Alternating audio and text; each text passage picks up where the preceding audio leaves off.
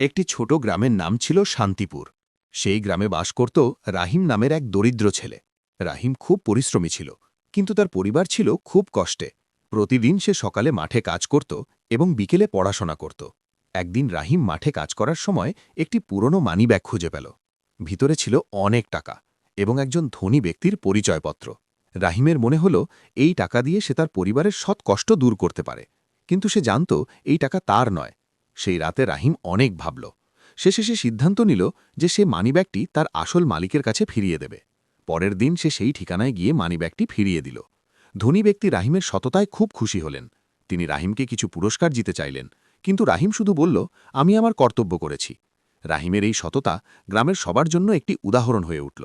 সবাই বুঝল, সত্য ও সততা সবসময়ই মানুষের জীবনকে সুন্দর করে তোলে। এরকম ইসলামী শিক্ষামূলক ভিডিও পেতে চাইলে আমার চ্যানেলটি সাবস্ক্রাইব করুন, বেল আইকন টিপে।